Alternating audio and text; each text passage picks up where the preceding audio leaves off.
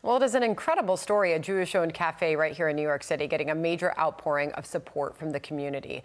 The owner of Cafe Aron says his employees have taken issue with his pro-Israel stance, with 5 of his workers quitting in protest since October 7th. The cafe was on the verge of shutting its doors just yesterday until members of the community came out in droves to work behind the counter while others lined the block to buy coffee and pastries. Aaron, thank you so much for joining us. What an incredible story. First, what was your reaction to those long lines in your story hitting the cover today? I mean, it was something spectacular. Our community really came together for us. People told me the line to come yesterday was longer than lines to vote. People came together, our community. Fortunately, here in New York, we know terror all too well. And when it was happening in Israel, and we thought we were going to close because our staff seemingly was unfazed. Yeah, let me the community said, no, you're not closing. Why did your staff quit? Why did you lose, I think it was 5 staff members since October 7th? As of this morning, it's 6. We lost one more this morning. We got a letter of resignation. But I mean, the reason is different. We had one staff member who said, I'm not supporting, the Israeli government, which we're obviously not. We're supporting the Israeli Red Cross.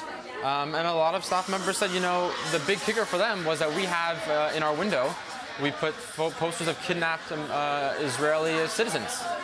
Kidnapped as young as Avital, who was 9 months old. I think she just celebrated her 10-month-old birthday last week in Gaza. It's ridiculous. One customer told me it was making their day to see we're standing up for it. And one staff member told me they thought it was fake. They thought it was artificial intelligence was posting it to justify war. Well, Aaron, we're showing pictures of your shop. It's the part disgusting. We have on our screen, and that is the line around the block. Because what happened was word spread that you almost had to shut your doors because your staff left.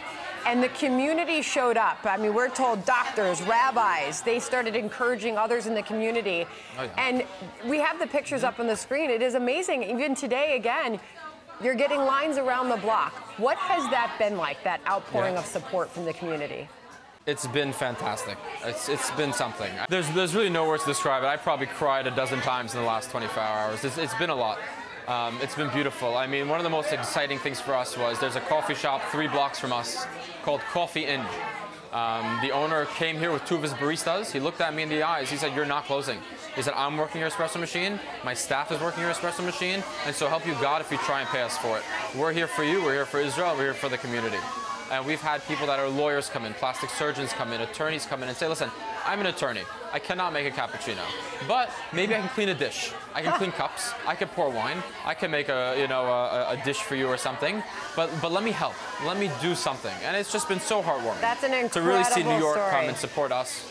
It's phenomenal.